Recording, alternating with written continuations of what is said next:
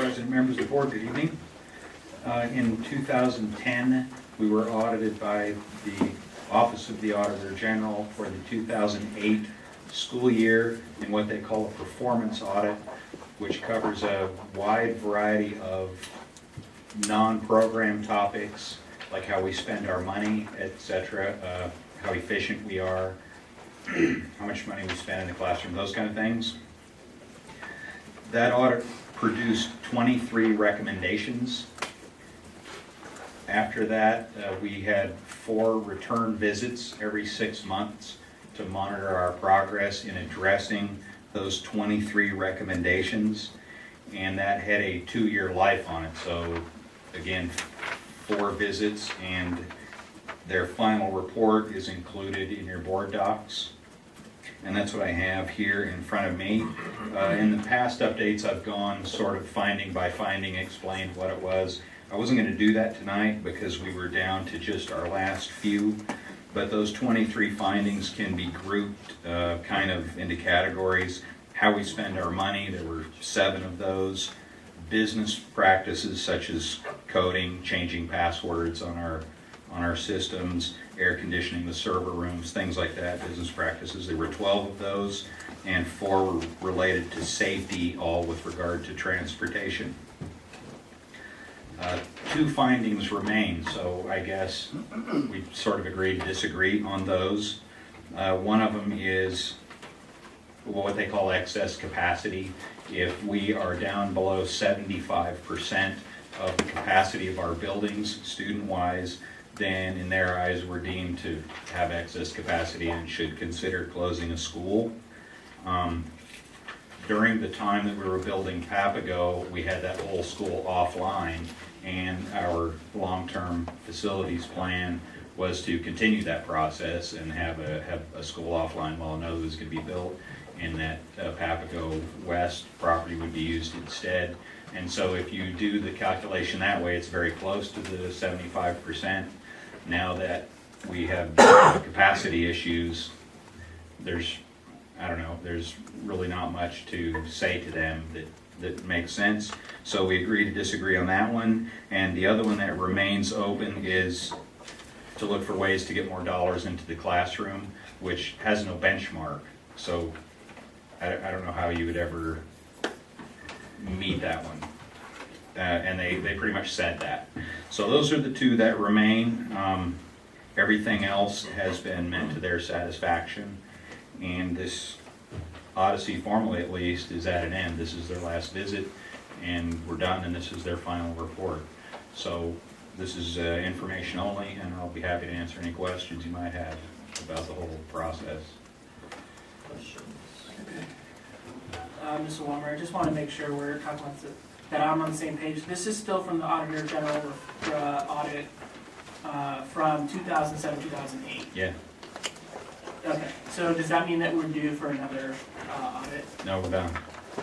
Oh, like a new one? They do.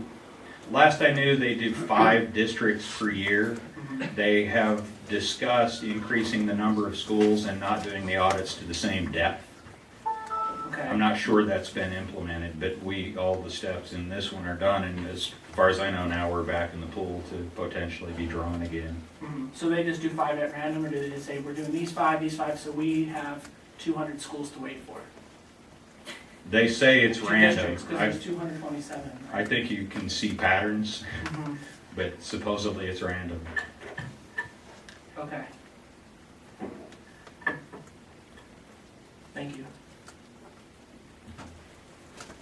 Mr. Walmer, and I'm sorry, you may have said this and I just didn't hear. So we are now at 68% capacity in terms of our buildings instead of the 80 that we were at the time. Can you tell me a little more about how this is calculated, and does it take into consideration space that is leased? I don't know that we're at 68%. Did it say that in the? I thought that I had read that. Okay. You may have. I would have thought we're actually at less than that, but because if we subtract out the old Papago while that was being built and do the calculation, then we were close to 75%. Lease space, our total space of facilities is on file with the SFB. I suppose they use that. And I don't think, they don't subtract out hallways or anything like that. They use building capacity. I mean, all of our schools have a stated capacity for students.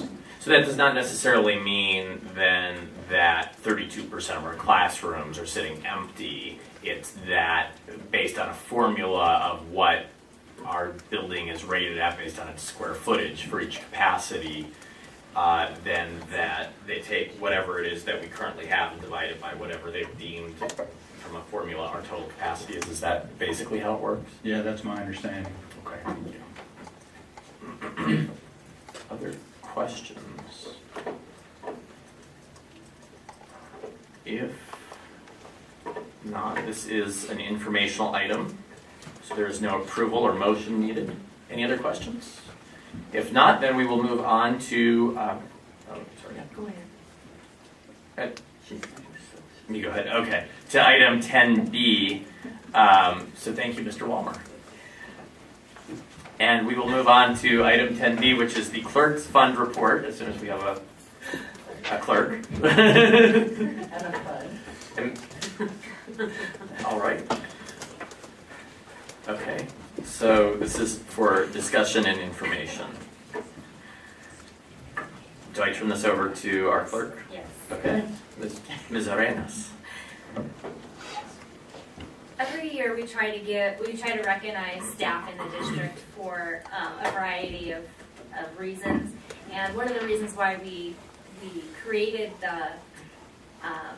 why we have the Clerks Fund is to do board awards. And we have 3 different categories that we always give the awards for. And you'll have to help me with the third one, Hilda. Innovation, customer service, and excellence. So currently we have $1,584 in that fund. We started the year off with $2,000 and we spent $416 on, I believe it was plaques for the teachers and staff that won those awards this year. So I guess it's a good time to talk about whether we want to keep recognizing staff in this way. Do we want to do something different? Does anyone have anything else they want to share with the new board members so that maybe they have some more background? Yeah, Mr. Ernest, I know we've had a number of conversations about the Clerks Fund in the past, and there were some, I think, limitations on what we could actually use that money for. But I just wanted to put this out there for the board to consider. In addition to recognizing staff, which is absolutely totally important, that we focus on our students as well. I know the last 2 years we recognized student achievement, and those were, I think, some really fascinating experiences for me personally, and would love to see if we can blow that up as well in a positive way. Any thoughts on how we can recognize staff and students, or how to take it to the next level? I'd love to hear from Ms. Simons, who is in the classroom and has been in our classroom for 4 years. Well, I think one thing that is appreciated with teachers is to know that their efforts are recognized, yes, but also acknowledged at a broader level. Do you know what I mean?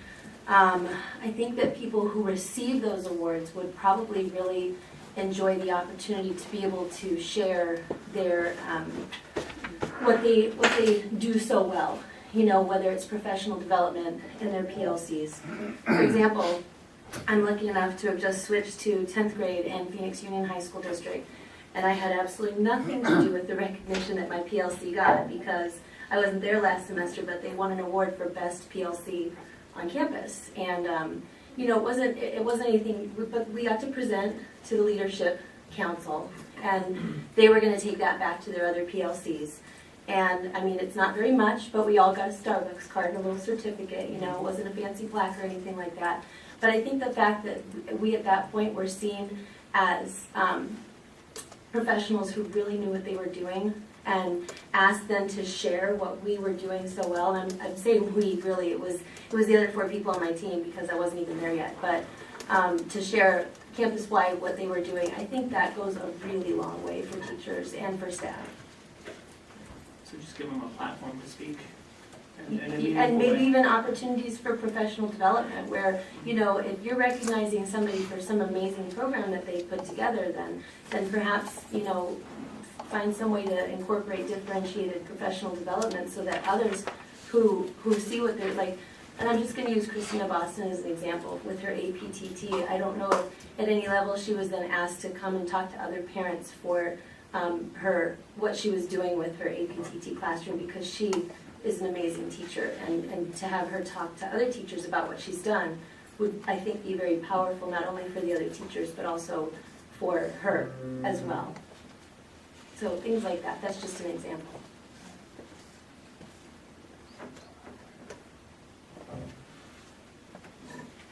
I think that's a great idea.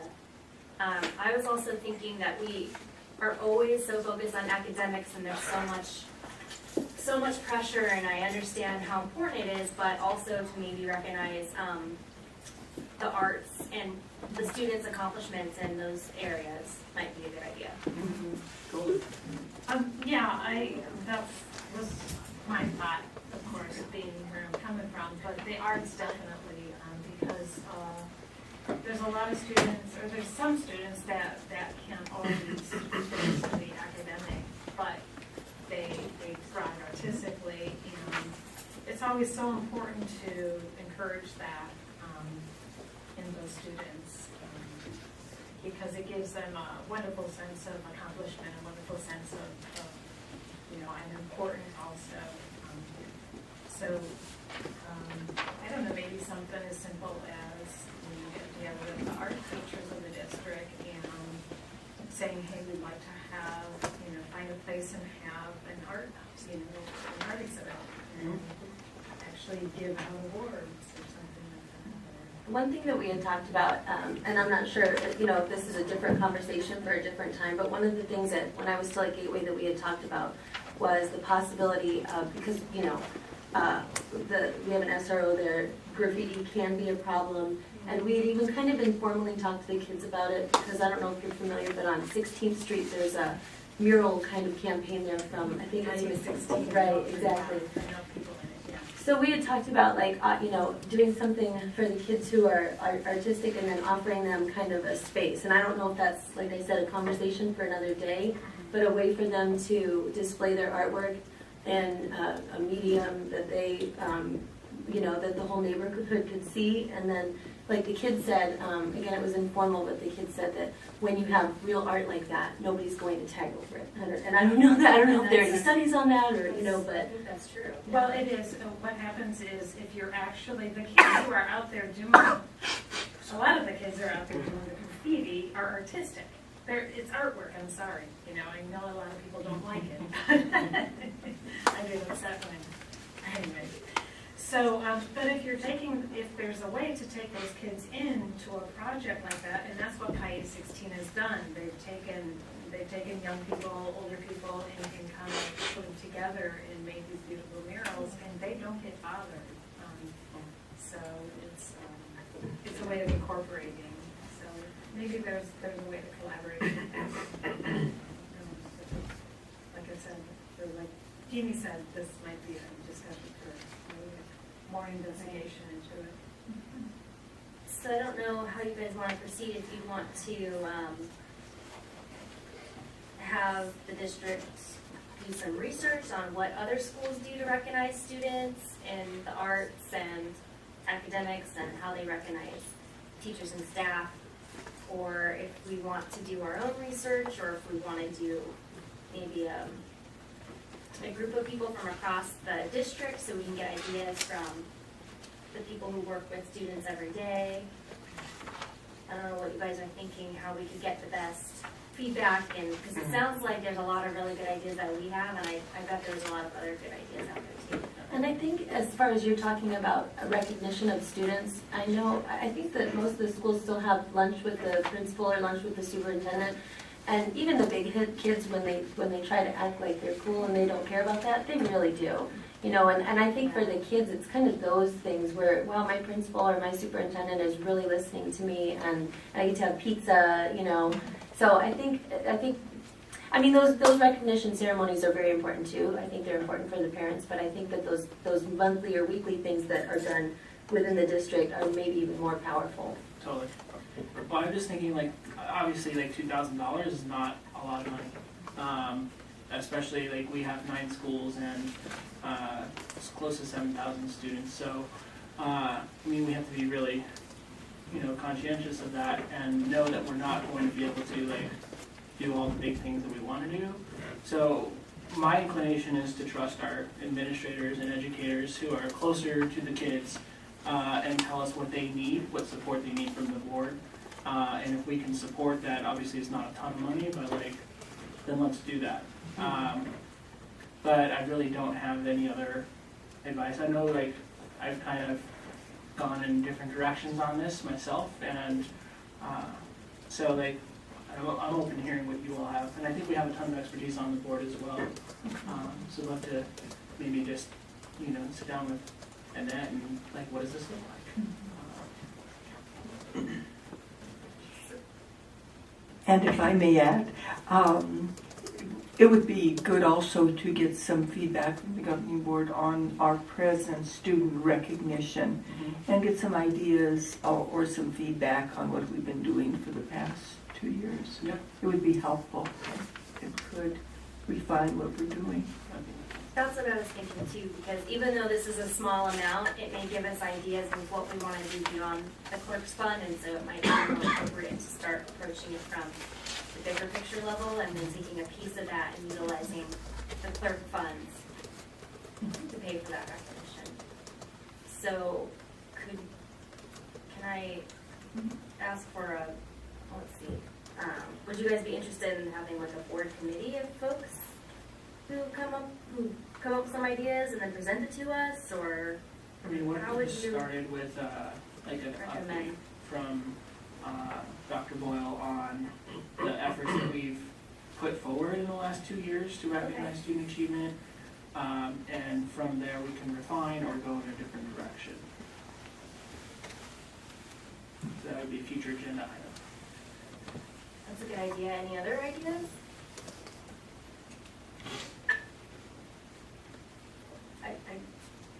Annette, I don't know much about the Kai 16? Yeah. If you could provide some information on that and other ideas you have, and then I liked your idea as well. I'd like to personally know more information about that. Maybe that could just be in the board packet. I guess I can request that. It's basically through the restaurant, Mi Barrio Cafe. Oh, yeah. So the owner, I believe her name is Silvana. She started this for Kai 16. I never joined it, but I know a lot of people who are in it. I just never got into it. And I've actually, being a high school teacher at my job last year, I had a student who academically couldn't do anything. You know, he just didn't want to, but he drew like crazy on me. It was incredible, and I just kept encouraging him to go join that. So, Okay. Great. Thank you guys for your feedback. Okay, so you have enough to go forward on, and we may have a future board agenda item. Great, moving on then to 10C under business and plant.